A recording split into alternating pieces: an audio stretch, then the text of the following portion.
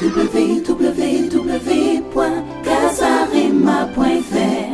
Vous qui voulez sentir la puissance de Dieu vous revêtir, l'adresse c'est la présence de Dieu. La seule chose qui peut diminuer ton onction, c'est le péché, c'est le péché. Je dis c'est le péché. Ce n'est pas quelqu'un qui te touche. Non, c'est le péché. Je dis c'est le péché. On a maintenant des fausses doctrines. Si tu le touches, tu le salues, il va te retirer l'onction. Qu'il retire l'onction, qu'il soit électrocuté par la puissance de Dieu. La seule chose qui peut diminuer l'onction, c'est le péché. Alors, des fois même, quand tu dis moi on m'attaque pas, je dors bien, c'est parce que tu n'es pas dangereux. Va attaquer les léonini, aux nuits les sans effet. Pour voir plus de vidéos chrétiennes en exclusivité, tapez www.casarema.fr.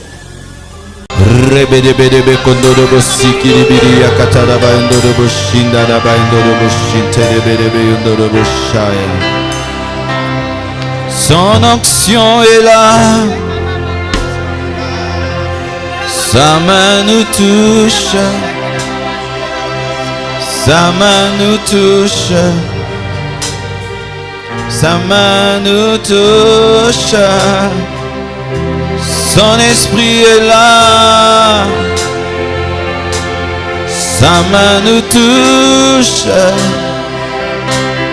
sa main nous touche,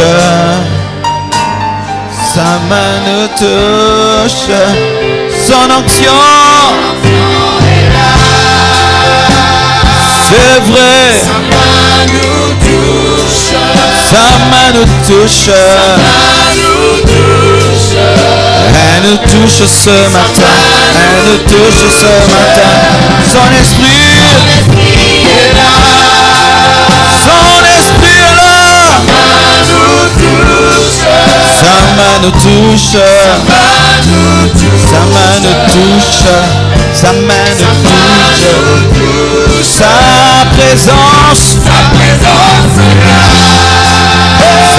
présence approbative, sa présence est là, sa présence est là, sa présence est là, sa présence est là, sa présence est là.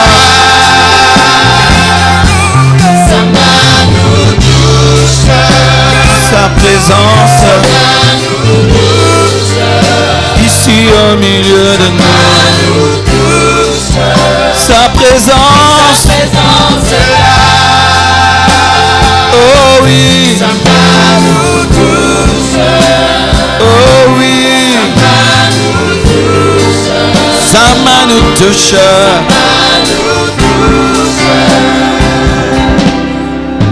nous touche, nous touche, nous touche, nous touche, nous touche, nous touche,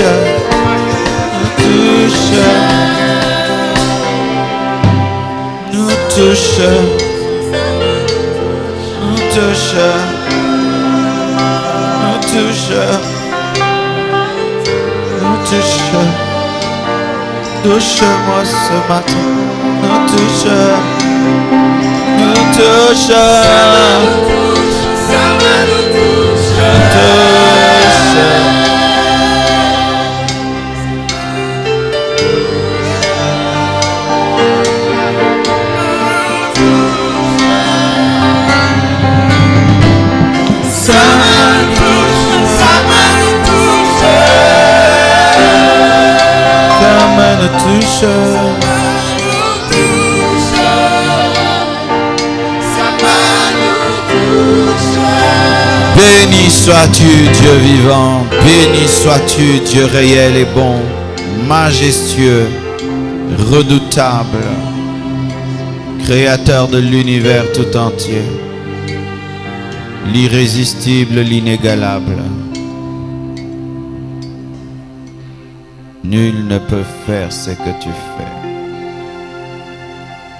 Nul ne t'arrive à l'achever. Tu es unique en ton genre. Tu es parfait, reluisant de beauté, de perfection, plein de sagesse, de bonté. Tu Tu as vaincu la mort. Tu as vaincu la maladie. Tu as vaincu le diable, les démons. Tu as résolu tous nos problèmes à la croix. Tu es au milieu de nous ce matin. Merci pour ta présence approbative. Merci Père éternel. Que soit le nom, la gloire. Nous t'élèvons, nous te bénissons. Gloire à ton nom Jésus. Merci Jésus.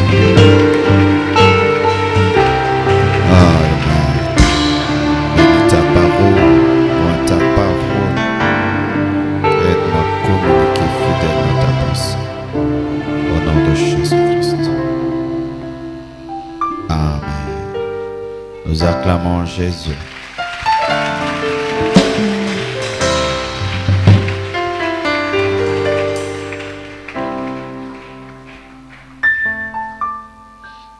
Salue ton frère, dis-lui bonne écoute de la parole de Dieu ce matin.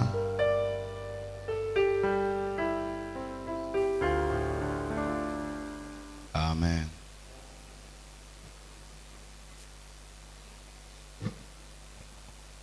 Aujourd'hui, nous sommes dans notre culte de puissance.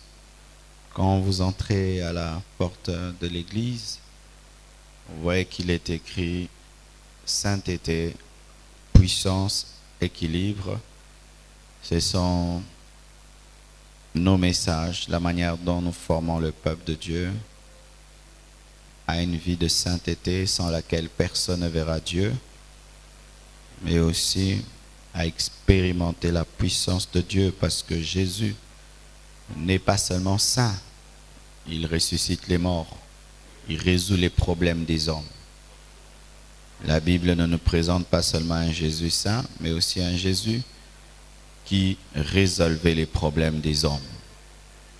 Et aussi l'équilibre, parce que la Bible dit que le Dieu de paix vous sanctifie tout entier, esprit, âme et corps. Nous voulons parler aussi à l'intelligence des hommes, pousser les gens à réussir dans la vie, dans leurs projets, à être des hommes équilibrés, des femmes équilibrées, des familles équilibrées, et tout cela motivé par la compassion qui a été le secret du ministère de Jésus. Tout ce que Jésus-Christ a fait, il l'a fait par amour, par compassion. Et ce culte, c'est un culte de puissance. Et je vous prie d'avoir la foi en la puissance de Dieu. Nous croyons que les paralytiques peuvent marcher encore, et nous les avons vus marcher dans cette église sans besoin d'une croisade. Nous avons vu des paralytiques marcher à la fin des cultes, des paralytiques marcher pendant les offrandes. Nous avons vu des gens guéris lorsqu'ils sont venus saluer seulement. Nous avons vu des morts ressuscités par des SMS. Nous croyons que ces choses sont vraies. Pour ceux qui croient que les hommes de Dieu touchent à la magie, pour voir ces choses, j'y ai pas touché, donc Dieu le fait. Mais pour ceux qui croient que les hommes de Dieu s'entendent avec certaines personnes pour produire des miracles, jamais on a donné de l'argent à qui que ce soit ici pour dire je suis guéri. Amen. Le faux n'annule pas le vrai. C'est pas parce qu'il y a des faux miracles qu'il n'y a pas des vrais miracles. C'est pas parce qu'il y a des fausses onctions qu'il n'y a pas des vraies onctions. C'est pas parce qu'il y a des faux serviteurs de Dieu que tout le monde est devenu faux. Et c'est pas parce que ceux qui prêchent la puissance sont déséquilibrés que lorsqu'un homme parle de la puissance, il est déséquilibré. Non, je crois que dans le ministère, parler de la puissance est un grand équilibre, parce que il y a des gens, après que tu l'aies sorti de son péché, il a une maladie, il veut être guéri. Et ce n'est pas mauvais de vouloir être guéri, que de dépenser tout son argent auprès des médecins et de s'appauvrir. Je ne pense pas qu'il y ait un verset biblique qui encourage cela. Et Jésus est venu pour tout cela. Il n'a pas dit une seule chose a été accomplie, il a dit tout est accompli car il y avait trop de choses. Et aujourd'hui, nous allons nous entretenir sur l'importance de la présence de Dieu. J'ai écrit un livre sur la présence de Dieu. Tout le lot est épuisé, mais d'ici là, je vais écrire mon deuxième livre sur comment vaincre la tentation et je vais en profiter pour rééditer l'ancien livre. Ainsi, vous aurez à votre disposition 2 livres. Amen. Cela va se faire cette année. D'ici là, j'attends les DMNM, DNC pour pouvoir m'en occuper. Vous aurez ce livre. Donc, ce que j'enseigne est dans ce livre que nous avons écrit. On va m'accompagner par haut l'honneur seulement, sans changer. L'importance de la présence de Dieu. J'ai commencé cet enseignement depuis le mercredi et nous avons vécu des choses extraordinaires.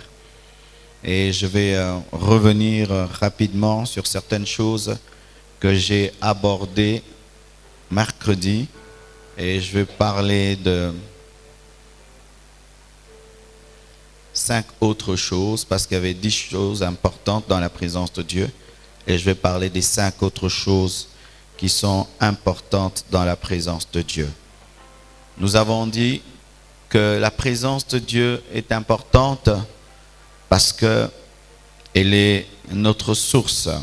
La présence de Dieu est notre source sans laquelle nous mourrons. La présence de Dieu est notre source sans laquelle nous mourrons. Sans la présence de Dieu, nous mourrons. De la même manière que si on enlève l'oxygène de ce lieu, tous nous mourrons. Spirituellement, lorsqu'on enlève la présence de Dieu, tu meurs.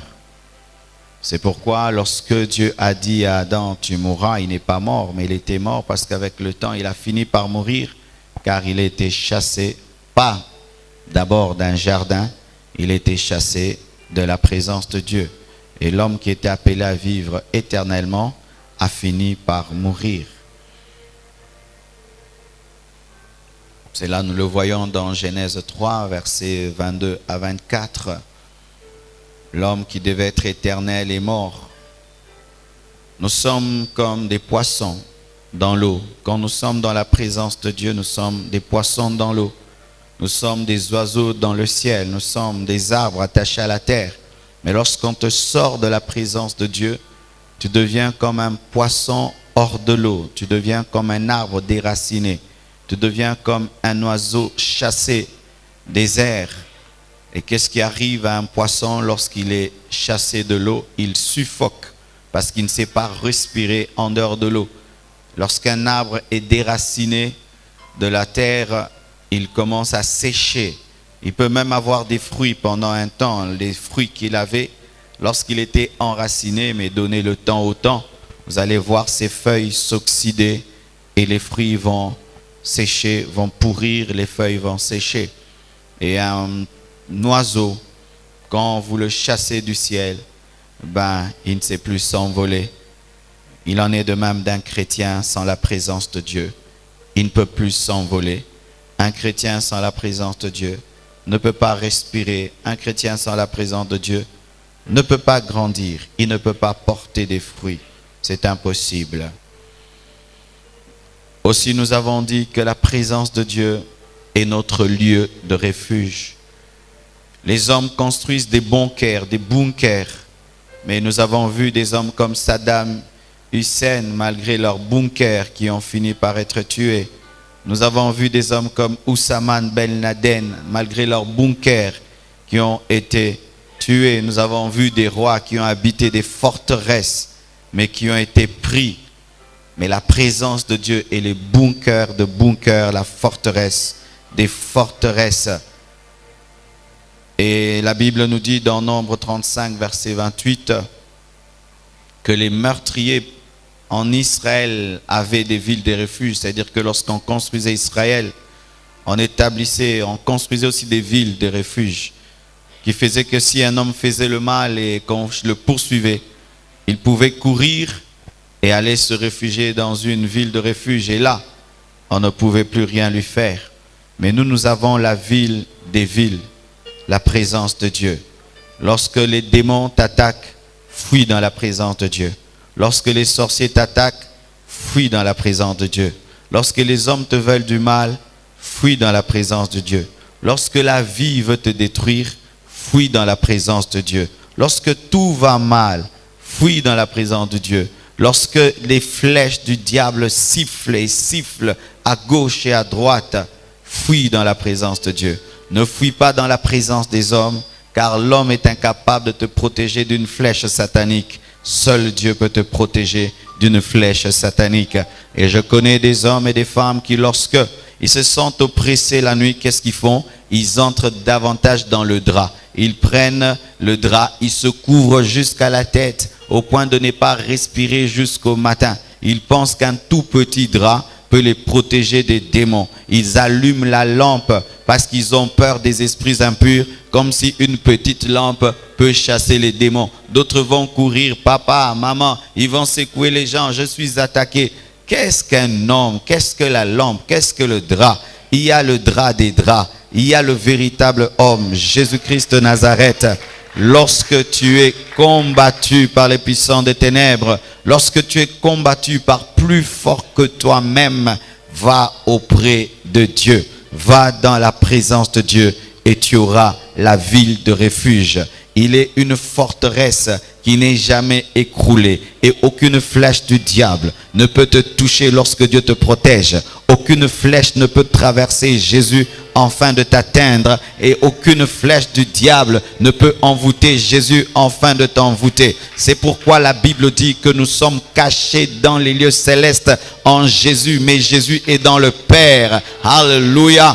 Je suis dans une forteresse qui est dans une forteresse. Alléluia. Jésus est dans le Père et je suis en Jésus. Qui peut me toucher et m'atteindre? C'est pourquoi il y a des hommes sur qui on a tiré comme ça. Ça ne les a pas touchés. Oui, je connais dans cette ville un homme de Dieu. On est entré dans sa maison. On a tiré sur lui à bout portant. Il n'est pas mort. C'est tombé devant lui. Pourquoi? Forteresse.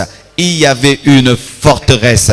Je dis, il y avait une forteresse qui est capable de te prendre dans un taxi accidenté et te faire sortir par la fenêtre sans que tu sois un kamikaze et tu sors sans te blesser. Ni toi, ni personne ne comprend. Mais la présence de Dieu qui était ta ville de refuge t'a protégé. N'allez pas auprès des féticheurs pour qu'on puisse vous scarifier et vous mettre des poudres et tout le reste. Un démon ne peut te protéger d'un autre démon. Car si le démon qui t'attaque est plus fort que les démons qui te protègent, il doit se soumettre. C'est ainsi que même dans l'occultisme, ils disent, il a des fétiches plus que moi. Mais qui est plus que Jésus? Aucun. Il a le nom qui est élevé au-dessus de tout nom et devant lequel tout genou fléchit. Nous sommes blindés, réellement blindés. Je suis blindé, réellement blindé. Si Dieu t'ouvre les yeux, je ne prêche pas seul. Si Dieu t'ouvre les yeux, cette estrade n'est pas vide. Il n'y a pas qu'une seule personne sur cette chair. Il y en a plein ici. D'autres sont là-bas, là-bas, là-bas. Là-bas, là-bas, là-bas, il quadrille partout parce que je suis plus qu'un président. Je suis plus qu'un général de ce monde et je ne suis pas venu seul donner ce meeting très très dangereux. Ah oui, c'est ça. Vous devez avoir la réalité de la protection que vous ne voyez pas, qui vous protège des choses que vous voyez. Ah oui, nous voyons les attaques, mais souvent nous ne voyons pas la protection. Mais la protection qu'on ne voit pas est plus puissante que les attaques que nous voyons. C'est ainsi qu'un chrétien n'a pas peur d'entrer dans un nouveau bureau. Même si c'est un féticheur qui était dans ce bureau, je m'assieds sur cette chaise et je sais que la présence de Dieu est avec moi dans ce nouveau bureau. Et je suis dans une ville forte. Oh non, il faut qu'on me change de bureau. Non, je veux ce bureau-là. Car l'arche marque début même à l'étranger. Dagon, a invité l'arche dans une compétition dans son milieu, dans sa terre, et l'arche a gagné. Et tout but qui est marqué à l'étranger compte. Amen. Mais la présence de Dieu, au-delà d'être un lieu de refuge, est un lieu de mort et de résurrection, nous l'avons dit. Pourquoi je dis nous l'avons dit? Pour te donner le goût de venir mercredi, parce que toi tu penses que mercredi on ne dit rien. Nous l'avons dit. Et nous avons dit le mercredi que la présence de Dieu est un lieu de mort et de résurrection. Bien-aimé, pour tous ceux qui résistent de mourir dans ta vie, prends cela, traînaille ça, tire, tire.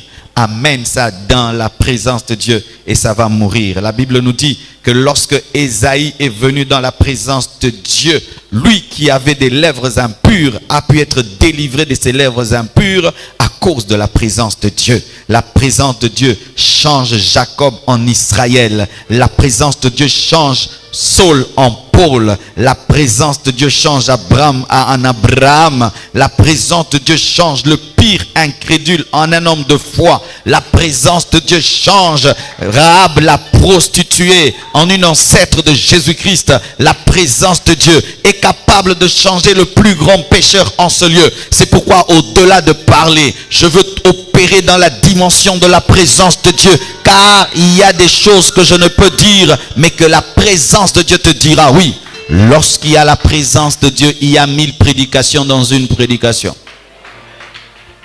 Mais quand il n'y a pas de présence de Dieu, il n'y a que la prédication. Mais lorsqu'il y a la présence de Dieu, tu peux parler de foi. La présence de Dieu parle de sanctification. C'est ainsi qu'il y a des gens qui se sont convertis dans des prédications. On parle de la bénédiction, mais il a entendu sanctifie-toi pour être béni. La présence de Dieu est un lieu de mort, mais est un lieu de découverte de ce que nous sommes vraiment. Vous savez pourquoi est-ce que la plupart des temps, nous pensons être saints? Nous pensons être saints alors qu'on ne l'est pas. Des fois, tu rencontres quelqu'un, il n'a aucune spiritualité. Il a une mauvaise vie, mais il aime critiquer les gens, il aime parler du mal des gens. Mais tu sais que toi-même d'ailleurs, tu es un pécheur comme eux. Vous savez pourquoi est-ce que nous avons le toupet de parler du mal des gens tout en vivant dans le péché? C'est parce que nous n'avons jamais été dans la présence de Dieu. Tant que tu n'es pas venu dans la présence de Dieu, tu seras Ésaïe, celui qui parle de Dieu sans se parler à lui-même. Il a dit je suis, il n'a pas dit vous êtes. C'est la présence de Dieu qui t'amène à dire je suis. C'est elle qui est accompagnée d'une puissance de conviction qui t'amène à reconnaître qui tu es vraiment. En dehors de la présence de Dieu, nous pensons être très spirituels. Mais quand la présence de Dieu vient, même l'homme le plus saint dit, je suis indigne, je suis impur. Tu sais pourquoi tu es orgueilleux? C'est parce que tu n'as jamais rencontré la présence de Dieu. Il y a des hommes sur cette terre, lorsque tu les rencontres seulement, cela t'humilie tellement qu'ils sont plus intelligents, plus beaux, ils ont plus d'argent, ils ont plus cultivé que toi, ils ont tout ce que tu n'as pas et ils n'ont pas à te dire d'être humble. Tu sens que tu dois être humble, mais quand tu entres dans la présence de Dieu, tu entres dans la présence du roi des rois, du Seigneur des seigneurs, et cela t'humilie. C'est pourquoi je ne comprends pas des hommes qui disent être dans la présence de Dieu, mais ils sont des orgueilleux. Tu n'as jamais rencontré Dieu. Le jour que tu rencontreras Dieu, ton orgueil tombera de la même manière que l'orgueil de Paul est tombé. Il est tombé de son cheval parce qu'il a rencontré le Seigneur. Il pensait qu'il était grand, qu'il était fort, qu'il était intelligent. Mais quand seulement la présence de Dieu l'a rencontré, il est tombé de son cheval. Nos orgueils ne sont que la révélation de notre manque de la présence de Dieu. Le jour où la présence de Dieu viendra dans ta vie, ton péché va brûler. Je dis ça va brûler et tu vas arrêter de comprendre le mal, de justifier le mal. Tu diras j'ai commis le péché par toi-même. Ta conscience sera tellement réveillée par le Saint-Esprit que tu vas reconnaître toi-même ton péché. La présence de Dieu a la capacité de tuer le moi et de ressusciter le vrai toi. Vous qui ne changez pas, malgré toutes vos années dans l'église, faites des retraites. Allez dans la retraite. pas pour demander des bénédictions, en disant Seigneur, change-moi, que ta présence me change. Et je te dis, si tu es sincère, elle te changera. Tu en sortiras purifié, lavé, car la présence de Dieu a la capacité de tuer le moi et de nous ressusciter. Vous allez voir Élisée, lorsqu'elle a voulu ressusciter la femme de cette Sunamite, il a pris cet enfant, il l'a amené où? Dans la chambre haute. Cet enfant s'est endormi sur ce lit qui était dans la chambre haute, là où la présence de Dieu venait toucher le prophète. C'est là que le prophète l'a amené et c'est là que l'enfant est ressuscité. La présence de Dieu est le lieu de résurrection pour tous ceux qui meurent dans ta vie. Amène cela dans la présence de Dieu, ça va ressusciter. Tu prophétisais, tu ne prophétises plus. Va seulement dans la présence de Dieu, tu vas prophétiser à nouveau. Alléluia. Tu ne priais plus bien. Rentre dans la présence de Dieu. L'esprit de prière va revenir. Toutes ces choses qui sont mortes, ton foyer qui est mort, va dans la présence de Dieu. Il va ressusciter. Tes affaires qui sont mortes, va dans la présence de Dieu. Elles vont ressusciter. La présence de Dieu a la capacité de faire renaître ce qui est mort. C'est comme si tu prends un arbre qui commence à sécher et tu le plonges à nouveau dans l'eau et dans la terre. Il va commencer à porter à nouveau des fruits. Reviens à ta source et ta source te fera revivre. Reviens à ta source et ta source te fera revivre. Tu es en train de mourir parce que tu ne pries plus. Tu es en train de mourir parce que tu ne cherches plus Dieu. Tu es en train de mourir parce que tu vis loin de la présence de Dieu. Reviens et tu redeviendras ce que tu étais et même au-delà. Plus que ce que tu étais auparavant. Oui, je crois en cela. Je crois que tu peux ressusciter, que tu peux redevenir ce que tu étais. Toi qui craignais Dieu, tu peux craindre Dieu à nouveau. Toi qui faisais des miracles, tu peux faire encore des miracles. Toi qui avais une vie de prière profonde, tu peux encore le faire. Mais le lieu, c'est la présence de Dieu. C'est un lieu de restauration.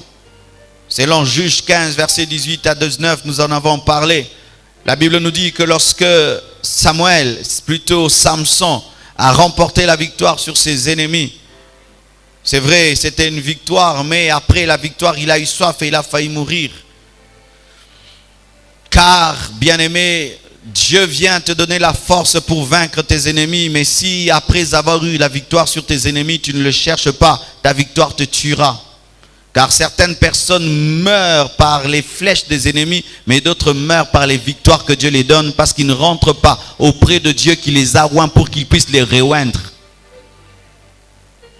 Et Samson qui peut tuer une armée avec une mâchoire d'âne, 1000 hommes, il jette la mâchoire d'âne et vient vers Dieu et dit « Seigneur, j'ai soif, je veux mourir ». Et Dieu lui donne de l'eau au travers du torrent.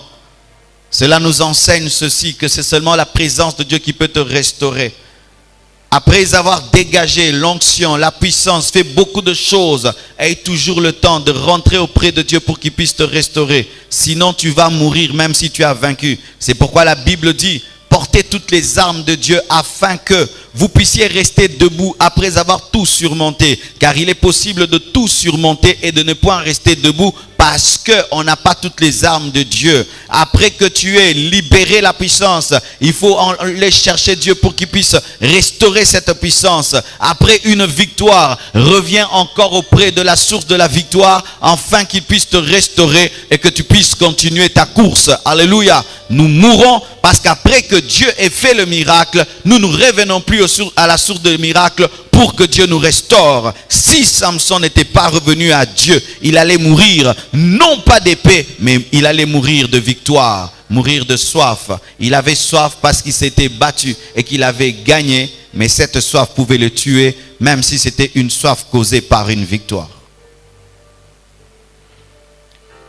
La présence de Dieu, cinquièmement, est un lieu d'inspiration. La Bible dit, lorsque l'Éternel eut achevé de parler à Moïse sur le mont Sinaï, il lui donna les 2 tables du témoignage, tables de pierre, écrites du doigt de Dieu. Moïse va au sommet de la montagne, et quand il va au sommet de la montagne, dans la présence de Dieu, il vit une inspiration. Dieu lui parle et Dieu écrit. Dieu écrit. Il voit le doigt de Dieu, il voit l'écriture de Dieu. C'est seulement dans la présence de Dieu que tu connaîtras l'écriture de Dieu. C'est seulement dans la présence de Dieu que tu recevras des précisions. C'est seulement dans la présence de Dieu que tu recevras des chansons qui n'ont jamais été chantées. C'est seulement dans la présence de Dieu que tu recevras des prédications puissantes. C'est seulement dans la présence de Dieu que tu recevras des idées en or. C'est seulement dans la présence de Dieu que tes yeux vont s'ouvrir et tes oreilles vont s'ouvrir. C'est seulement dans la présence de Dieu que l'esprit prophétique viendra sur toi. C'est seulement dans la présence de Dieu que le ciel s'ouvrira et tu recevras les pensées de Dieu. Tu veux une direction divine, va dans la présence de Dieu et Dieu va t'inspirer. C'est au sommet de la montagne qu'il a vu le doigt de Dieu et aussi l'écriture de Dieu. Moïse maîtrisait l'écriture de Dieu. Il savait comment est-ce que les ailes de Dieu penchent, comment ces A sont compliqués, comment ces M sont petits. Il pouvait découvrir l'écriture de Dieu. Et un homme inspiré par Dieu peut aussi découvrir l'écriture du diable. Car si je peux m'habituer à la voix de Dieu, je saurai toujours quand est-ce que Satan parle, quand est-ce que Satan écrit. Alléluia. Parlons ce matin. La présence de Dieu, en plus de tout cela, est le lieu de consolation. La Bible dit dans Apocalypse 21, verset 4, « Il essuiera toute larme de leurs yeux, et la mort ne sera plus. Il n'y aura plus ni deuil, ni cri, ni douleur, car ces premières choses ont disparu. » Je suis allé au deuil de mes sœurs Ouélé, et j'ai vu à quel point la mort n'est pas une bonne chose. J'ai déjà reçu ce papa dans mon bureau, plein de vie, fort. Rien ne peut dire que cet homme allait mourir dans une année. Il m'a parlé certaines choses, disant, je veux aussi soutenir l'œuvre de Dieu, son projet, soutenir l'œuvre de Dieu. J'ai vu comment est-ce que ce père aimait ses filles, aimait ses enfants, comment est-ce qu'il aimait sa femme. J'ai vu comment est-ce qu'ils font une famille unie. J'ai vu ça de mes yeux. Et quand on m'a dit que cet homme est mort, j'ai dit, c'est qui? Il était encore fort. Mais non, c'est bien lui. Et j'ai vu comment est-ce que sa femme a pleuré. J'ai vu comment est-ce que ses filles ont pleuré. J'ai vu comment est-ce que son garçon a pleuré. Et j'ai entendu l'un de ses amis poser la question, pourquoi la mort? Pourquoi les gens meurent? Oui, bien-aimés, ce monde nous fera pleurer un jour. Nos tours viennent, qu'on le veuille ou pas. Un jour, quelqu'un qu'on aime mourra. Même si tu fais tout, un jour, tu vas pleurer. Certains ont déjà pleuré. Il y a des orphelins ici. Il y a des orphelines ici. Il y a des parents qui ont perdu leurs enfants. Il y a des gens ici qui ont perdu des personnes chères, des amis, des amies. Et tu sais, dans le deuil, je n'arrive pas à parler parce que je sais que tout ce que tu peux dire ne sert à rien. À moins qu'on me donne une prédication. Mais qu'est-ce que je peux dire? Qu'est-ce que la parole d'un homme peut faire? Est-ce que mes paroles peuvent lui rendre leur père, leur mère? Et quand Job a vécu cela et qu'il a perdu ses enfants en un seul jour, il a dit que l'homme naît pour souffrir. Il a dit, c'est comme si nous naissons pour souffrir. Et des fois, j'y réfléchis et j'appréhende cela. J'aime beaucoup ma mère, j'aime beaucoup mon père. Mais chaque jour que je vais les visiter, je vois leur amour pour moi. Mais je remarque aussi qu'ils vieillissent. Je vois que mon père a changé de démarche. Je vois qu'il a des cheveux blancs. Je vois que ma mère, jour après jour, est en train de vieillir. Et dans mon cœur, je prépare mon cœur à pleurer. Car que je le veuille ou pas, si Jésus-Christ tarde, un jour je veux pleurer. Cette terre est faite de joie. Cette terre est faite de tristesse. Des choses qui nous donnent la joie, un enfant qui naît. Mais après, quelqu'un que tu aimes meurt. Dans un domaine, tu réussis. Mais après, tu apprends quelqu'un que tu aimes est très malade. Une affaire réussie, tu as de l'argent. Mais après, tu apprends que celui-ci est malade. On est dans ces choses-là tous les jours de nos vies. Même Jésus-Christ, en venant sur la terre, a goûté à cela. Il fait des miracles, des prodiges, et des foules le suivent. Et pendant que les foules le suivent, on lui dit, ton ami Lazare est mort. Et il vient, il pleure au deuil. Il le ressuscite, il est content. Mais après, Judas le trahit. La vie est ainsi faite. Et j'ai dit à Dieu, pourquoi ça? Et Dieu me dit que s'il n'y a pas ça, vous n'allez pas aimer le paradis. Oui.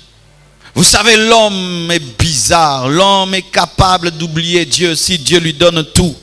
L'homme est capable d'oublier Dieu. C'est pourquoi dans toutes nos bénédictions, il y a toujours un petit vide, une toute petite souffrance qui te ramène à Dieu. Oui. Posez la question à tous ces hommes qui sont ici. Chacun d'eux dans un domaine souffre. Tout le monde ici, dans un domaine souffre. Tu peux même toute ta vie peut être bien. Mais si ta soeur n'a pas d'enfant, tu souffres. Tu peux être très bien. Mais si ton ami souffre, tu souffres. Nous souffrons toujours d'une manière ou d'une autre.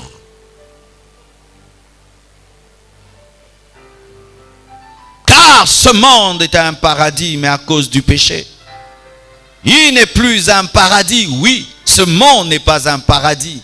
Nous voulons transformer ce monde en paradis. Et je vois comment est-ce que les Européens travaillent à changer leur monde en paradis. Mais des fois aux États-Unis, il y a une tornade qui coupe l'électricité. Et ils reviennent au point zéro. Pas de téléphone, pas d'électricité. Pour leur dire ce n'est pas un paradis. L'homme le plus riche, le millionnaire, attrape un cancer et on se bat pour le guérir. Il meurt du cancer. L'homme qui a créé l'iPad est mort d'un cancer. C'était un génie, mais il ne pouvait pas être un génie face à sa maladie. L'homme le plus riche du monde vieillit et il ne peut rien contre cela. Tous les jours, malgré ses milliards, il s'approche vers la mort. C'est pourquoi vous remarquez que certaines personnes tellement âgées demandent la mort. Pourquoi? Elles ont tellement vu, tellement pleuré, tellement souffert qu'elles disent que Dieu me prenne, j'en ai marre de vivre cela.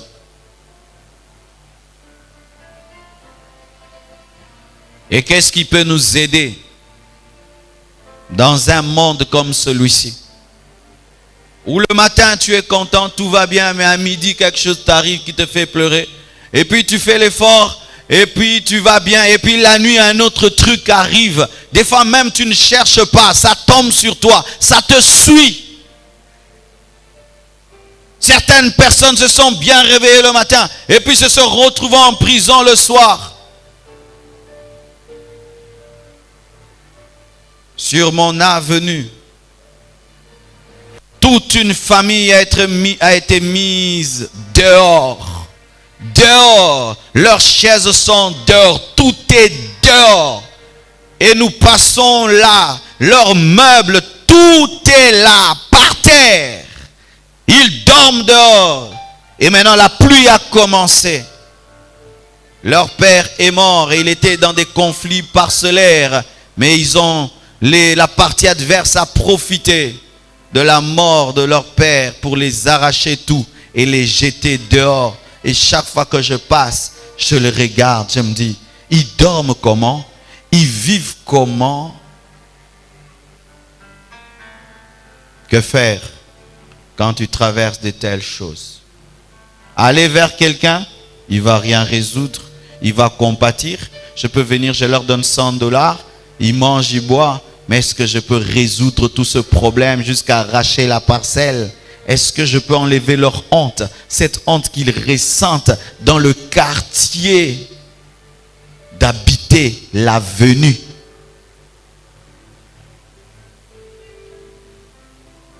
Et la Bible dit, l'une des caractéristiques du ciel, c'est que là-bas, il n'y aura pas de pleurs. Il n'y aura pas de cris. Il n'y aura pas de deuil. C'est l'une des choses qui m'attire au ciel. Là-bas, je ne perdrai aucun ami, aucune personne que j'aime. C'est l'une des choses qui m'attire au ciel, car la présence de Dieu essuiera les larmes, mais empêchera aussi de mourir. Mais, ça c'est une manière parfaite. La nouvelle Jérusalem céleste. Personne ne meurt, personne ne crie et pleure, mais sur la terre, la mort va continuer tant que Jésus ne vient pas. Comment faire? Voici le secret. Lorsque quelque chose te blesse, lorsque quelque chose te dérange, avant d'aller vers les hommes, dire ceci et cela, va t'agenouiller devant Dieu. Pleure devant papa. Père, pleure devant le Seigneur. Dis-lui combien tu as mal. Et voici une chose qui va t'arriver. La dimension céleste va venir sur la terre et Dieu va essuyer tes larmes et Dieu va sécher tes larmes et il va guérir ta plaie. Oh, je dis, il va guérir ta plaie. Et tu seras comme un orphelin qui n'a pas perdu son père. Tu seras comme une orpheline qui n'a pas perdu son père. Tu seras comme une veuve qui n'a pas perdu son mari. Et les gens diront, comment est-ce que tu as retrouvé la joie de vivre? C'est parce que je me suis connecté à ce qui se passe au ciel. Et le baume de Galade a guéri mon cœur. Sans cela, les problèmes de cette terre vous détruiront.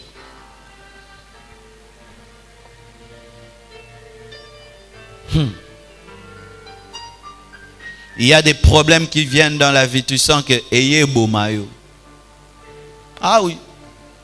Ça vient, tu sens que ça va me tuer.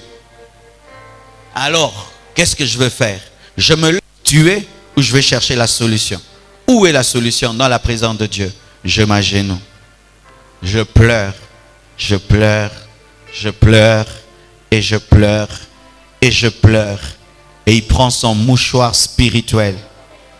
Il vient. Il essuie mes larmes.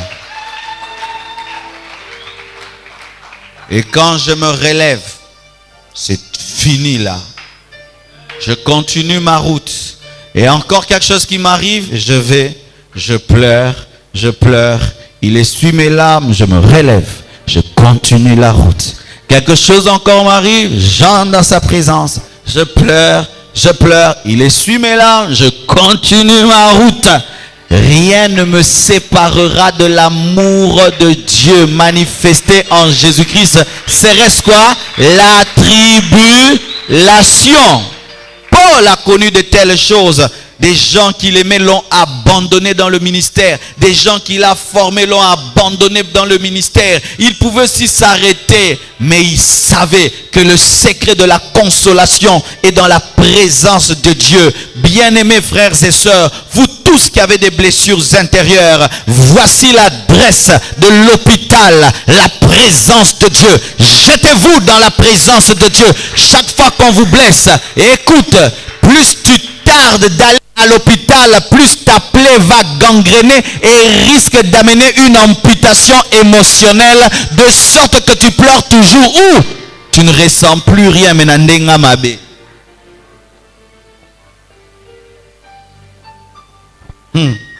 Écoutez, quand une chose te fait mal et que tu ne vas pas auprès de Dieu pour qu'il puisse la traiter, deux choses vont t'arriver. Ça risque de continuer tellement que ça va devenir une maladie tellement grande que toute ta vie tu vas pleurer. Car il y a des gens qui pleurent toute leur vie, qui pleurent leurs parents toute leur vie, qui pleurent leurs frères toute leur vie, qui pleurent fiancés toute leur vie. Toute sa vie ne fait que pleurer. Son deuil est éternel parce qu'ils ne sont pas allés dans la présence de Dieu pour que Dieu sèche les larmes. Mais d'autres, ils refusent d'aller auprès de Dieu et veulent traiter le problème eux-mêmes. On les ampute la jambe et ils deviennent des insensibles. Ils ne sentent plus rien. Tu souffres, ils ne sentent rien. Il te fait le mal, il ne sent rien. Il va dans le deuil, il ne pleure pas. Les douleurs arrivent aux autres, il ne sent plus rien. Il devient un insensible. Ils deviennent tellement durs qu'ils ressemblent à des démons. Pourquoi? Leur souffrance les a tellement endurcis. Mais la capacité de Dieu, c'est quoi? C'est qu'il essuie tes larmes et tu continues à être sensible. Vous ne comprenez pas ce que je dis. Dieu, lui, quand il te guérit, il soigne cette plaie. Mais tu continues à être sensible aux douleurs des autres. D'ailleurs, ta douleur te permet de comprendre les autres qui souffrent. Mais si tu ne vas pas auprès de Dieu, tu vas commencer à mépriser les souffrances des autres. Allez, l'année n'est bon, papa koufate a koufape.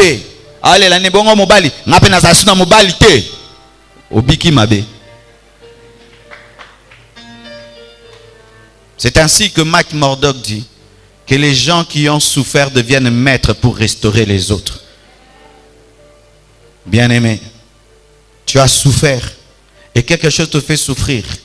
Est-ce que tu as passé suffisamment de temps dans la présence de Dieu pour que Dieu te guérisse? Et des fois, la guérison ne vient que d'un « je t'aime ». Ah, je suis en train de te dire les choses que Dieu me fait dans la chambre. Des fois, tu pries, tu as mal. Tu penses que tu vas sentir une onction, tu vas sentir ceci. Il te dit, Marcelo, je t'aime. Tu m'aimes? Oui, je t'aime. C'est-à-dire quoi? Je ne l'ai pas fait arriver pour te détruire, mais pour te rendre meilleur. Même si tu ne comprends pas ce que je fais, tu comprendras un jour. Relève-toi, continue, je suis avec toi. Je sèche, je continue. Il m'est arrivé dans ma vie où j'ai beaucoup pleuré. Au début de mon ministère, ça a été difficile, très difficile. Des fois, j'évite de tout dire ici, sinon qu'il te obé, mais j'ai passé des moments où j'étais prêt à abandonner, prêt à laisser. Et je me tenais devant Dieu. Et il me parlait. Je pleurais dans le secret de ma chambre. Des fois dans un garage. Et puis je suis mes larmes. Je porte ma veste. Je viens. Je prêche. Mais dans mon cœur, je souffre. Et je rentre. Je pleure encore. Et je me relève encore. Je prêche. Et à force de le faire, un jour, j'ai oublié que j'avais mal. C'était parti.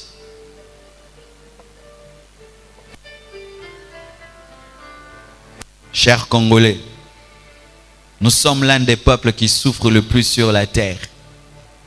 Ah oui. Et si vous ne choisissez pas la présence de Dieu, le Congo va vous détruire. Vous voyez les Congolais comment ils commencent à être détruits. Nous devenons un peuple insensible aux souffrances des gens.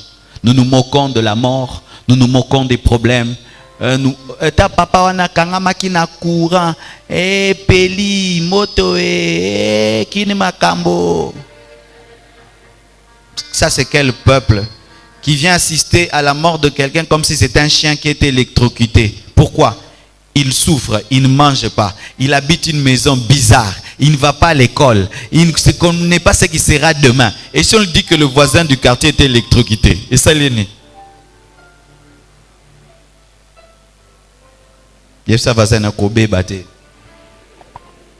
Oui. Quand même quelqu'un te raconte tes problèmes dans ton cœur, tu ris. Tu ris.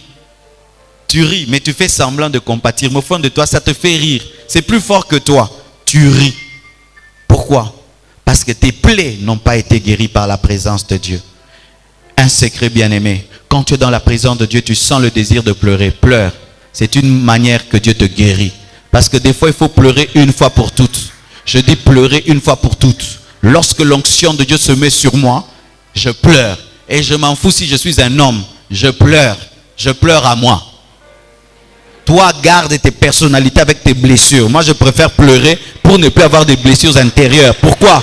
Je suis un champion. Je n'ai pas le temps de garder une plaie parce que je dois courir trop vite. Et les blessures intérieures te donnent des plaies qui te retardent dans la destinée.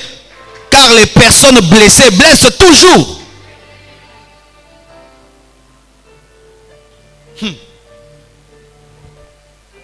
Lorsque quelqu'un, tu vas dans un deuil, il y a des gens qui donnent des mécondoléances qui sont des mécondoléances formelles.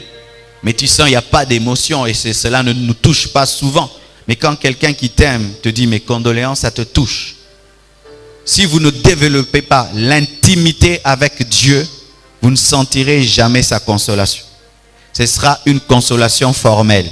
Tu n'as pas compris. Tu passes par des temps difficiles. Et puis la Bible te dit, toute chose concourt au bien de ceux qui aiment Dieu. Si Dieu n'est pas ton ami, au moins, la Bible le baraboué. Mais si Dieu est ton ami, il te dit, Marcelo, tu sais, même ça concourt à ton bien. C'est vrai. Comment perdre quelqu'un peut m'aider? C'est parce qu'il comptait trop pour toi qu'il t'empêchait de me voir. Maintenant, tu vas me voir. Mais lui, ne t'en fais pas. Il est dans ma présence. D'ailleurs, il est plus heureux que toi. Alors tu pleures pour rien. Parce qu'il est plus heureux que toi. Concentre-toi sur ta vie et concentre-toi sur moi. Il m'explique et je comprends et je cesse de pleurer. Pour que ma famille connaisse un réveil, mon oncle est mort. C'était le premier chrétien de ma famille. Il s'est converti 2 ans après, mort. Très jeune.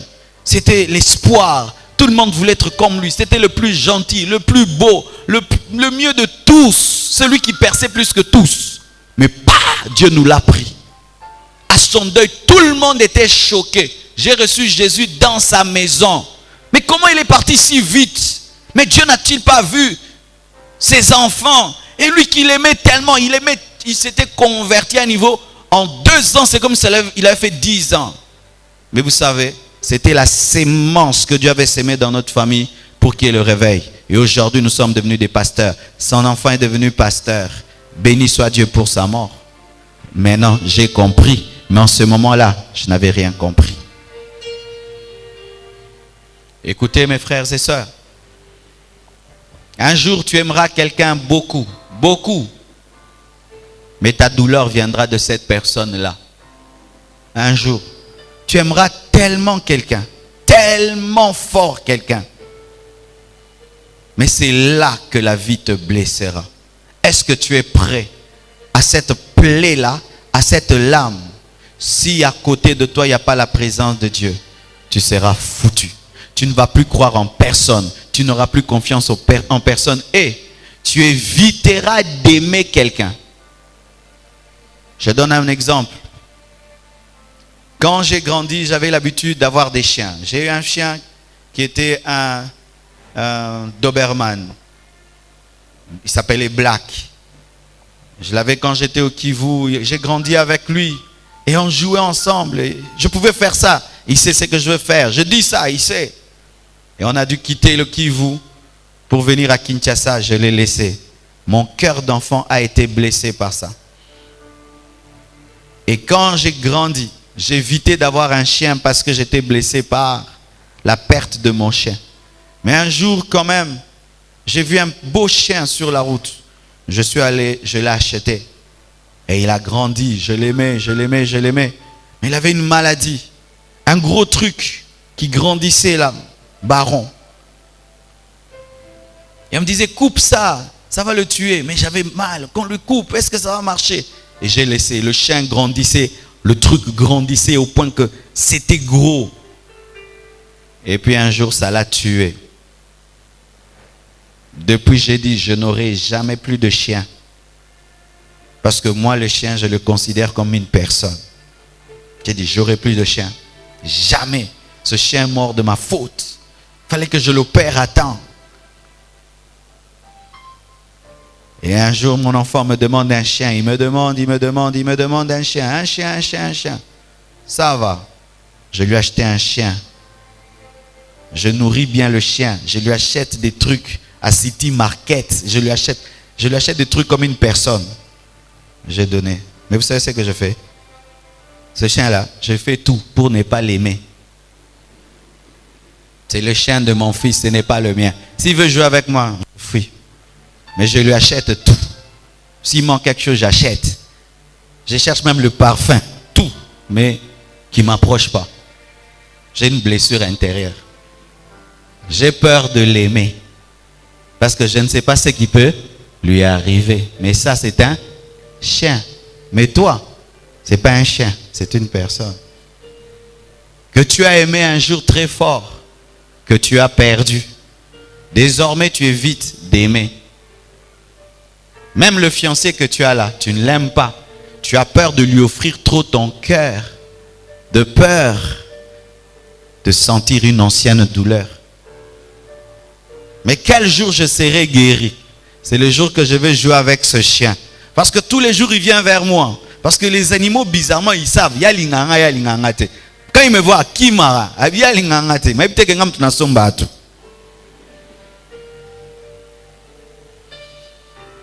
Et Dieu m'a toujours dit, tu es blessé. Aime ces chiens, ça te guérira de la perte de l'autre. Mais là, ce n'est qu'un chien.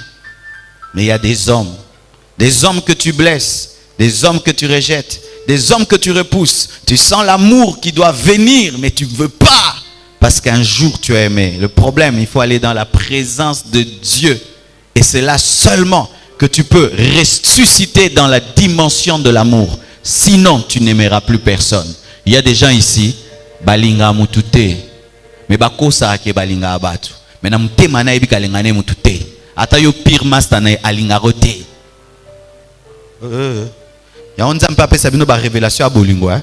Yo milpe c'est pas mutu moku talinga rokutute ba pote tonda.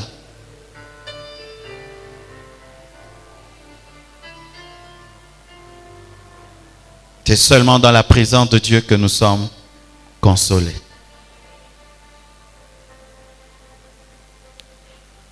Mais la présence de Dieu est aussi un lieu de revêtement de puissance.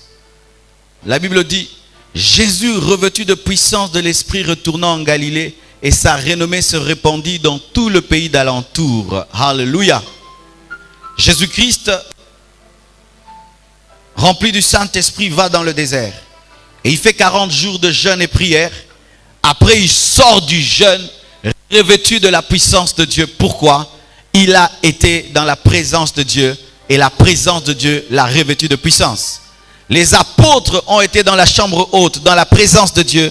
Et ils sont sortis de la présence de Dieu, baptisés dans le Saint-Esprit. Vous qui aimez l'onction, l'adresse et la présence de Dieu. Vous qui aimez l'onction, l'adresse et la présence de Dieu. Je dis, vous qui cherchez l'onction, l'adresse et la présence de Dieu. Vous qui désirez manifester sur la terre la puissance de Dieu, l'adresse et la présence de Dieu. Vous qui voulez voir Dieu, vous utilisez comme jamais personne. L'adresse, c'est la présence de Dieu. Vous qui voulez sentir la puissance de Dieu vous revêtir, l'adresse, c'est la présence de Dieu. La présence de Dieu a la capacité de changer un homme faible en un homme puissant. La présence de Dieu a la capacité de changer un homme naturel en homme surnaturel. La présence de Dieu a la capacité de changer un homme sans assurance et le remplir d'assurance. La présence de Dieu a la capacité de changer un homme sans charisme en homme charismatique. La présence de Dieu a la capacité de changer un homme froid en homme de feu. La présence de Dieu a la capacité de changer un homme sans onction en homme d'onction. La présence de Dieu. Mando Rebo Shina, j'aime l'onction. Sans l'onction, je n'ai pas de ministère. Sans l'onction, je n'ai pas de puissance. Sans l'onction, je ne peux réussir. Sans l'onction, cette église va mourir. Sans l'onction, vous qui n'aimez pas l'onction, il n'y a pas d'église sans onction.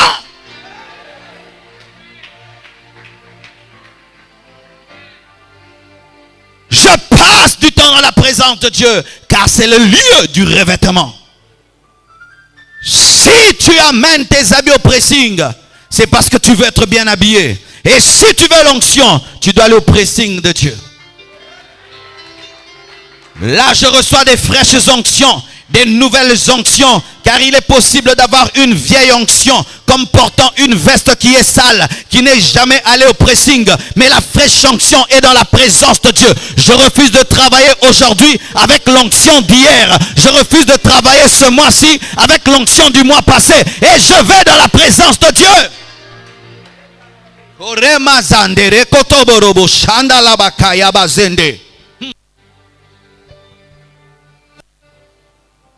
Il y a un téléphone que j'ai acheté, il m'a enseigné beaucoup sur l'onction.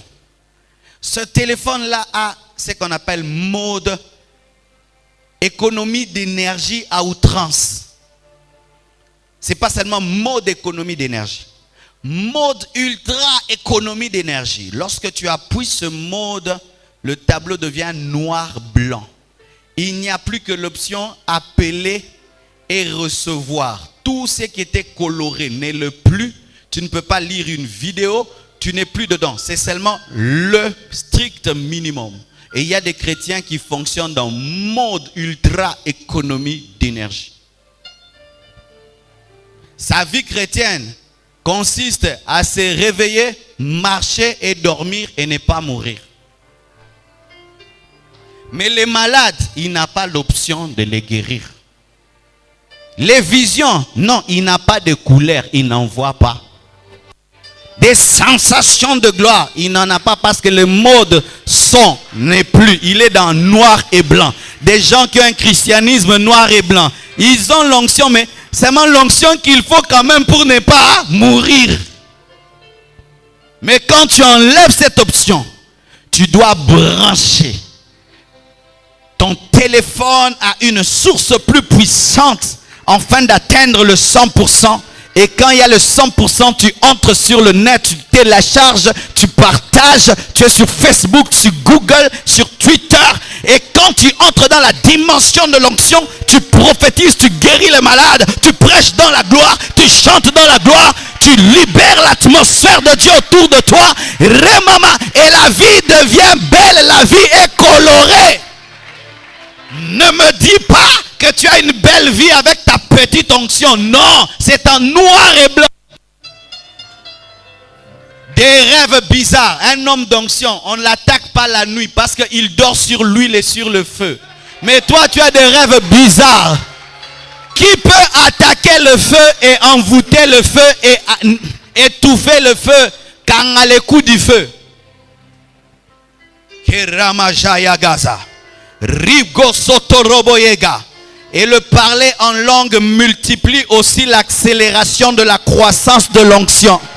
Rakamazanda, oui. Venez à la ligne de prière le jeudi. Nous prions pour ceux qui ne parlent pas en d'autres langues. Sur 20, il y a au moins 15 qui parlent en d'autres langues. Car tu as besoin de parler en d'autres langues. Car celui qui parle en langue et prie mieux que toi qui pries en français. Parce que dans la langue, il n'y a pas de faute de la et de le. Il n'y a pas d'accord, il n'y a pas d'adverbe.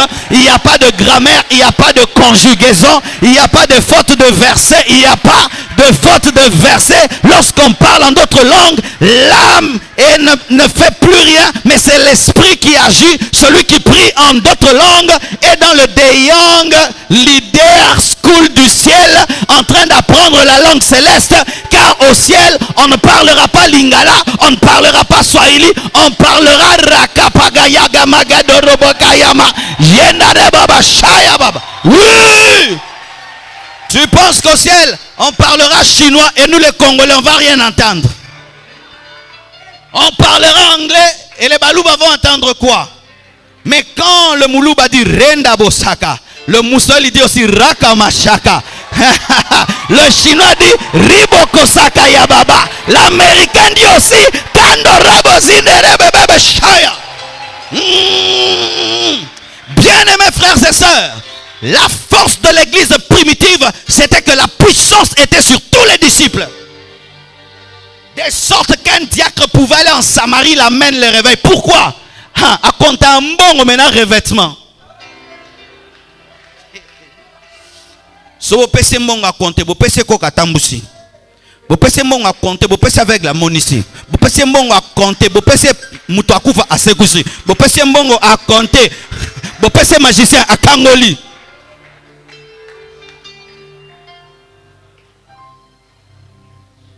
Ils avaient atteint le niveau de prier et le lieu où ils sont tremblent. À Lubumbashi, j'ai senti ça. Quand la gloire de Dieu est tombée et que j'ai commencé à parler en d'autres langues, je sentais un tremblement. C'est comme si ma langue sortait de la terre et faisait vibrer la salle. Il faut la puissance. La puissance est la toiture de l'église. Et lorsqu'on survole une nation, on ne voit pas les fenêtres, on voit d'abord les toits. Et les choses qui attirent le monde vers Dieu, ce sont les signes et les prodiges. Si l'église n'opère pas dans les signes et les prodiges, il faut que les gens atterrissent pour voir. Mais les gens qui n'ont pas le temps d'atterrir ne voient pas. Ça veut dire quoi? Quand l'église n'est que dans l'enseignement de la parole, il n'y a que les grands chercheurs qui vont trouver. Mais quand l'église est dans l'enseignement et dans la puissance, même ceux qui ne cherchent pas, trouvent facilement parce que la toiture, on la voit de loin. Ce que j'ai enseigné, c'est difficile pour certains de le dire, comme je l'ai dit. En sortant d'ici, si on dit, qu'est-ce que j'ai enseigné? Tu ne sauras pas reproduire. Mais si ce culte-ci, un aveugle voit, on te dit c'était quoi? Tu vas dire, un aveugle a vu. Lequel? Il est là, c'est facile. C'est pourquoi Jésus enseignait, guérissait, et puis il enseigne, et puis il guérit. Quand il guérit, vous aimez la guérison, il vous enseigne. Quand il vous enseigne, il vous amène encore au miracle. Au miracle, à l'enseignement. C'était ça l'équilibre. Tu te plains de ne pas avoir d'onction, tu pries combien d'heures? Tu te plains de ne pas avoir la puissance. Quelle est ta discipline dans la prière? Est-ce que tu as des retraites personnelles? Est-ce que tu cherches Dieu au point vraiment de chercher Dieu? Quand tu pries, est-ce que tu entres vraiment dans la présence de Dieu ou tu es distrait? Quand tu pries, est-ce que tu crois que tu te tiens devant la source de puissance la plus élevée du monde? Quand tu pries, est-ce que tu crois que tu es une éponge qui prend l'huile? Quand tu pries, si seulement dire Jésus peut faire tomber le diable, alors me tenir devant Jésus pendant 1 heure. Priez dans vos maisons, ne priez pas seulement à l'église. Parce que vos vrais combats, vous ne les avez pas ici, vous les avez dans vos maisons. Les vrais démons qui vous attaquent, ils sont restés dehors. À côté de il était à Tigali. So à côté, yom tebsaki à côté. Na lisum no boyo tika yangwa ye. Azana olanda lilobana yo. Yangwa zo biso ko sale la te. Mais tes vrais combats ne sont pas ici, c'est à l'université. Maintenant, toi à l'université, tu ne pries jamais. Ton vrai combat, c'est au boulot. Au boulot, tu pries pas, tu as honte de prier avant de travailler. Tu as peur de prier avant de travailler au boulot. Mais alors que c'est au boulot qu'on t'attaque. Mais là-bas, tu as peur de prier, tu as honte de prier. C'est à l'université qu'on t'attaque. Tu étudies, après tu oublies tout.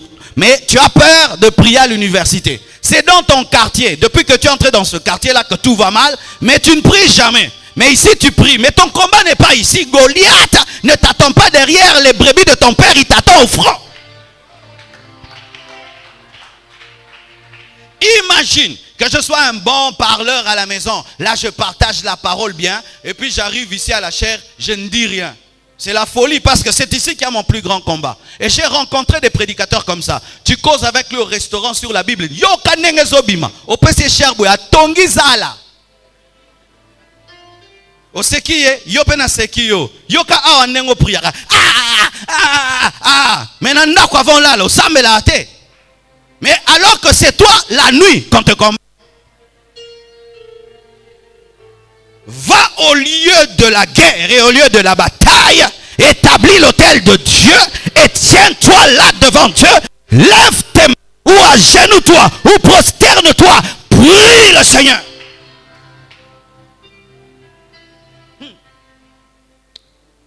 Ça va, je vais terminer ici. Vous savez, si un likelele est dans un trou, le likelele en français c'est quoi? Le grillon. Si un grillon est dans un trou et que vous y mettez que de l'eau, est-ce que vous saurez qu'il est là? Si vous mettez du sable, vous saurez. Mais si vous mettez de l'huile chaude, vous saurez qu'il est là. Ou de l'eau chaude, vous saurez pourquoi il sortira. Il y aura une manifestation. Dans ta vie, tu peux avoir des luttes et des combats, mais qui ne se manifestent pas parce que tu n'as pas jusque-là fait quelque chose qui peut les pousser à se manifester. Et tu peux penser que tout va bien alors que tout va bien parce que tu ne fais rien. Et le jour que tu diras, aujourd'hui dans cette maison, je fais une veillée, que tu n'as jamais faite. Aujourd'hui, je fais une veillée. Et tu pries toute la nuit, va dormir, tu verras les choses que tu vas voir, des rêves, des trucs. Et même le matin, des gens qui deviennent bizarres. Pourquoi tu as mis l'eau chaude? La paix que tu as est une fausse paix, c'est une paix d'impuissance.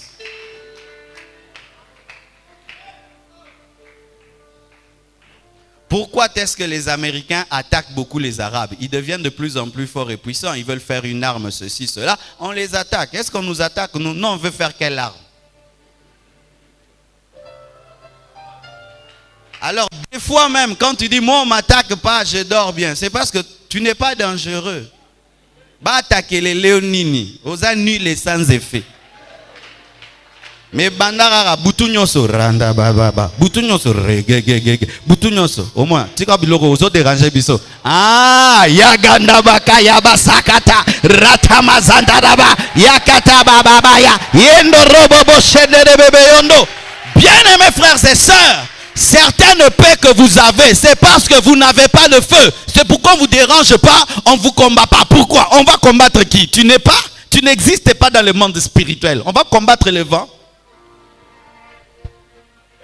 Quand est-ce que David a commencé à avoir des problèmes? Quand il a gagné Goliath. Avant ça, il était tranquille. Mais quand seulement il tape Goliath, ça bandit bambang. Et ça bambang va bien. Nabomi Goliath, il qu'être calme. Saül ne te s'occupe pas de toi. Je préfère courir. Qu'est-ce qu'il y a? Le roi me poursuit. Le roi, il te poursuit. Donc tu seras roi. Car si le roi te poursuit, tu seras roi. Abangi roi wazan katino.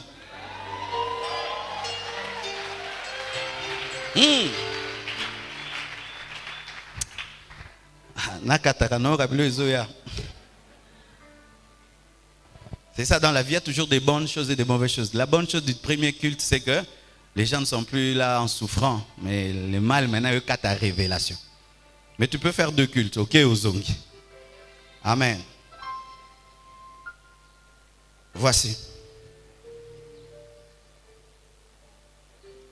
Les cancrelats là, ou le grillon, lui ne sait pas que toi tu vas mettre le feu. C'est pourquoi il est tranquille dans le trou et attend que tu mettes le feu. Mais les démons, eux ne sont pas comme ce cancrelat qui te voit prendre le feu venir et ils te laissent. Ils vont te décourager. Toi tu penses que cette eau chaude là va nous faire quoi? Alors que ça va leur faire quelque chose. Toi, tu penses que l'huile chaude là va nous faire quoi?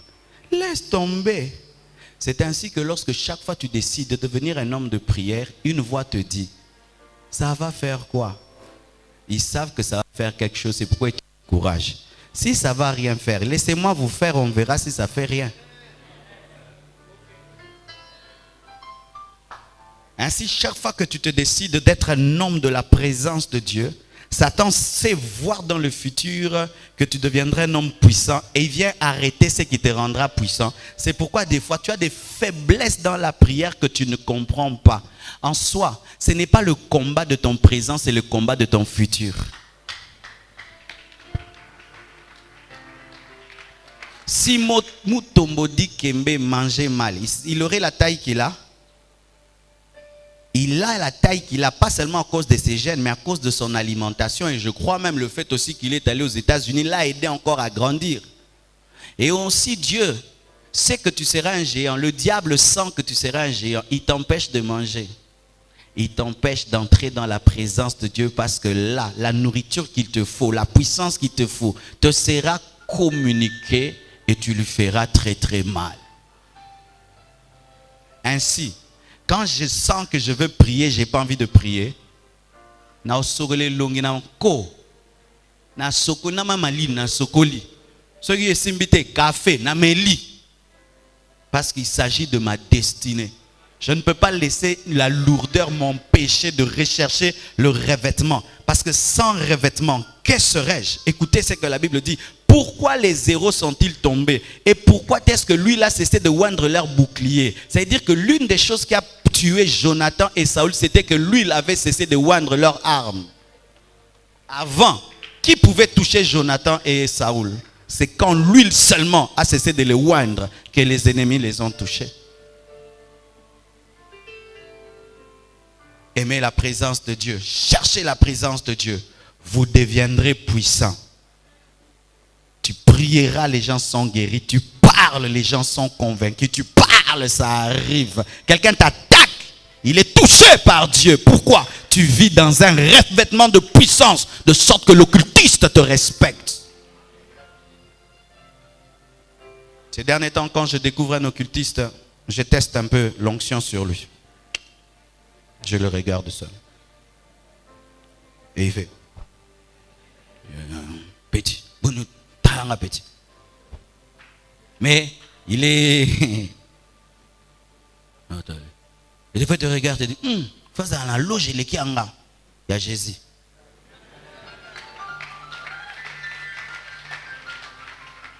Tu découvres un occultiste, tu as prié, tu es dans la présence de Dieu, va le saluer.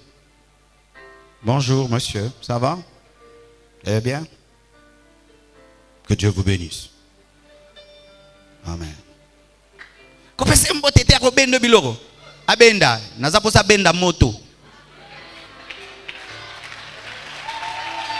Benda ngo, yango benda, benda. La seule chose qui peut diminuer ton onction, c'est le péché, c'est le péché. Je dis c'est le péché. Ce n'est pas quelqu'un qui te touche. Non, c'est le péché. Je dis c'est le péché. On a maintenant des fausses doctrines. Si tu le touches, tu le salues, il va te retirer l'onction. Qu'il retire l'onction, qu'il soit électrocuté par la puissance de Dieu. La seule chose qui peut diminuer l'onction, c'est le péché.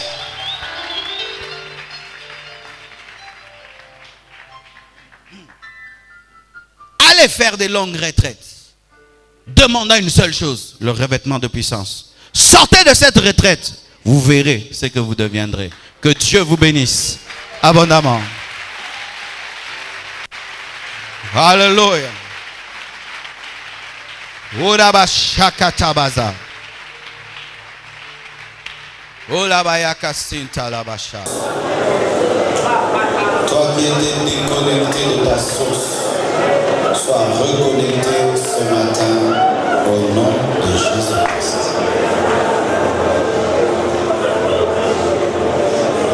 Il est notre lieu de refuge. Toi qui es attaqué de toutes parts, que la présence de Dieu devienne ton refuge au nom de Jésus-Christ. Qui a un péché qui résiste, qui refuse de te quitter. Que la présence de Dieu devienne le lieu de mort de ce péché. Au nom de Jésus. Toi dont les choses importantes sont mortes, que la présence de Dieu amène la résurrection de ceux qui étaient morts au nom de Jésus-Christ. Que la présence de Dieu te restaure. Que la présence de Dieu te restaure.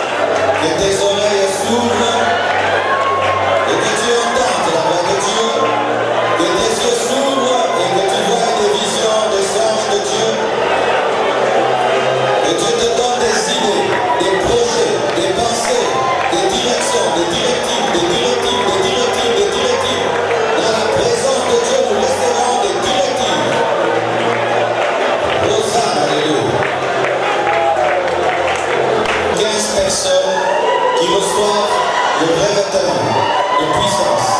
1, 2, 3, 4, 5, 6, 7, 8, 9, 10, 11, 12, 13, 14, 20.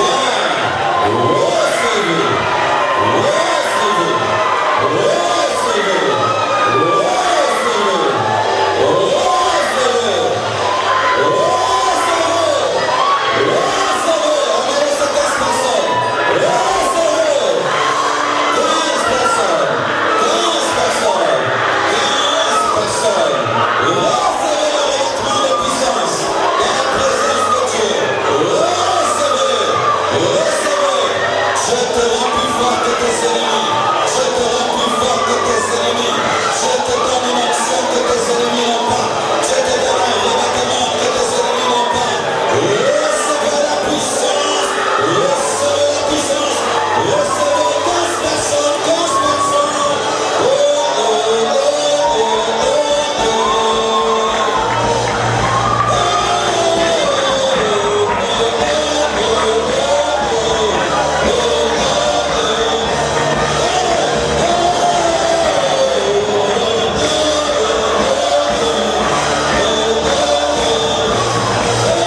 recevez, recevez,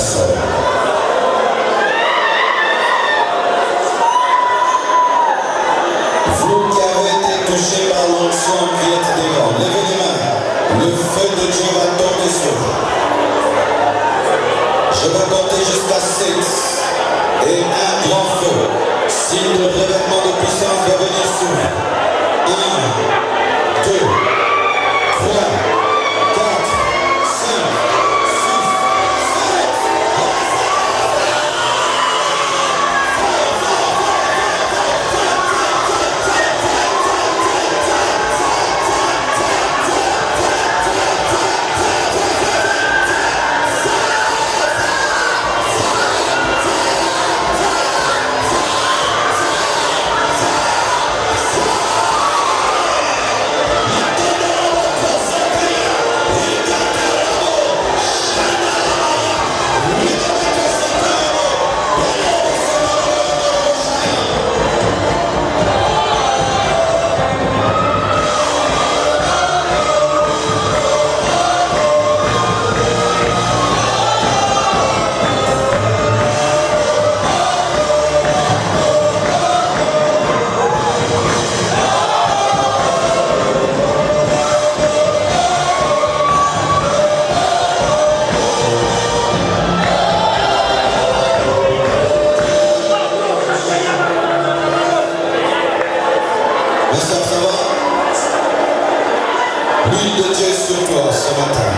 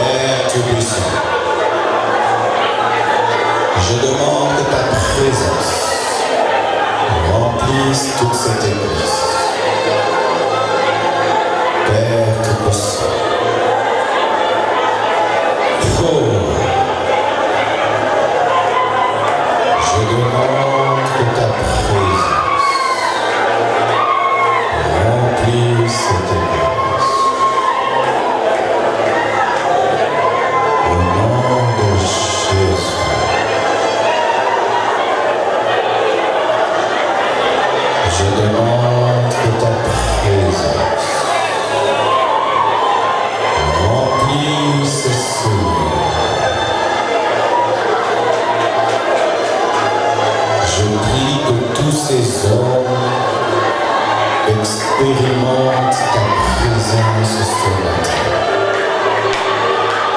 Je prie que tous ces hommes expérimentent ta présence ce matin. Je prie que tous ces hommes expérimentent ta présence ce matin.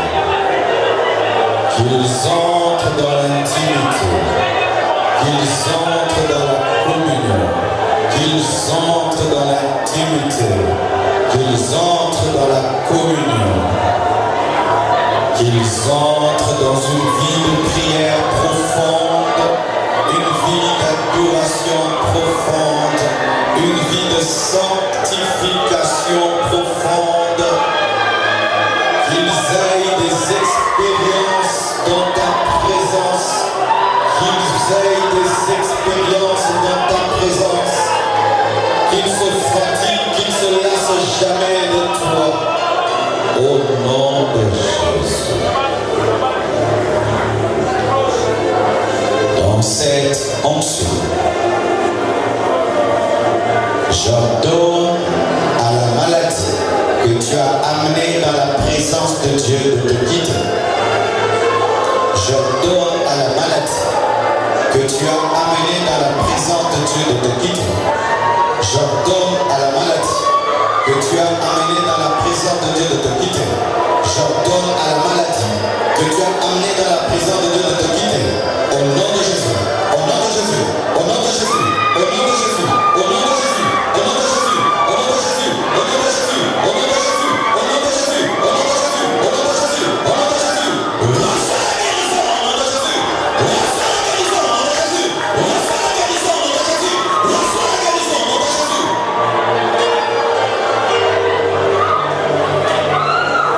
Que les problèmes que tu as amenés dans sa présence soient bénis. Que les choses qui t'accablaient te soient enlevées au nom de Jésus. Recevez la paix. Recevez la paix. Recevez la paix dans la présence de Dieu. Recevez la paix. Recevez la paix dans sa présence. Recevez la joie que l'homme ne peut donner. Recevez le bonheur que le monde ne peut vous donner. Dans sa présence, au nom de Jésus.